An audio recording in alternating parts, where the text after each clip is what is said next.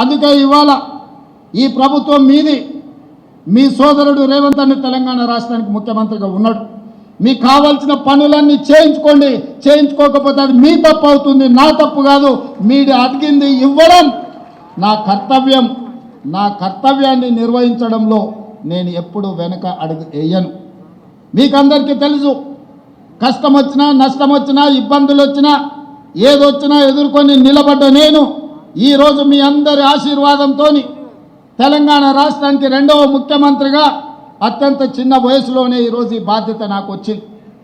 ఈరోజు నాకు ఏ చీకు చింత లేదు, ఏ వ్యసనాలు లేవు, ఏ అవసరాలు లేవు. నాకున్నదల్లా నన్ను ఆశీర్వదించిన ఈ సమాజానికి ఏదైనా చేయాలన్న తపన తప్ప నాకు అండగా నిలబడ్డ కుటుంబాలను వాళ్ళ బిడ్డగా ఈరోజు ఆదుకోవాలన్న ఆలోచన తప్ప నాకు ఇంకొకటి లేదు. ఇవాళ నేను ఆశిస్తున్నది మీ అభిమానాన్ని. మీ అభిమానంతో గుండెల్లో పెట్టుకుంటే మీకోసం నిరంతరం పనిచేస్తా, 24 గంటలు పనిచేస్తా, మీ అభివృద్ధిలో భాగస్వామిని అవుతా. మిమ్మల్ని ఏ విధంగా ఆదుకోవాలనో ప్రణాళికలు మీరు తీసుకొని రండి. ప్రభుత్వంలో ఆమోదింపజేసే బాధ్యత నాది. బతుకమ్మ చీరలు నేను ఎక్కువ విమర్శించదలుచుకోలేదు, కానీ ఇచ్చిన చీరలు తీసుకొచ్చి పొలాల గట్లల్లో పిట్టలను బెదరగొట్టడానికి కట్టడం తప్ప మా ఆడబిడ్డలు కట్టుకునే సందర్భం ఎక్కడన్నా ఉందా? కానీ మా నేతన్నల వృత్తి దెబ్బతింటుంది. వాళ్ళకు అంతకుముందు ప్రభుత్వం ఆర్డర్లు ఇచ్చింది, ఈ ప్రభుత్వం వచ్చింది అని ఆపితే అప్రతిష్ట పాలవుతామని చెప్పి మా ప్రిన్సిపల్ సెక్రటరీ గారు, మా ఎరావత్ అనిల్ గారు, అదేవిధంగా మా తుమ్మల నాగేశ్వరరావు గారు నా దృష్టికి వచ్చారు.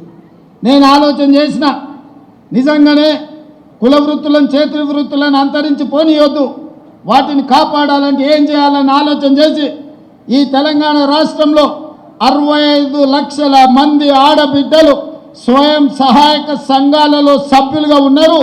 ఆడబిడ్డలకు ప్రత్యేకంగా చీర సారే పెట్టే సాంప్రదాయంలో ఒక్కొక్కరికి 2 మంచి చీరల్ని ఇద్దాం తుమ్మలన్న 1,30,00,000 చీరలు మా పద్మశాలి సోదరులకు ఆర్డర్ ఇవ్వండి.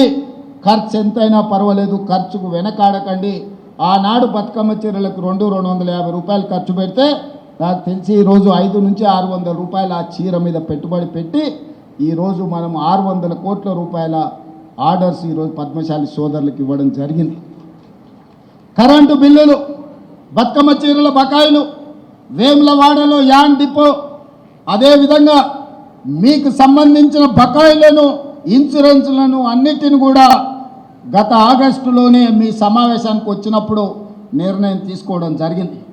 ఇక ఈరోజు ఈ సమావేశం బలహీన వర్గాలకి వేదిక మీద నుంచి మా పద్మశాలి సోదరులకే కాదు, బలహీన వర్గాలకు నేను విజ్ఞప్తి చేయదలుచుకున్నా. మిత్రులారా, ఆనాడు బ్రిటిషర్స్ అధికారంలో ఉన్నప్పుడు 1931లో కులగణన జరిగింది.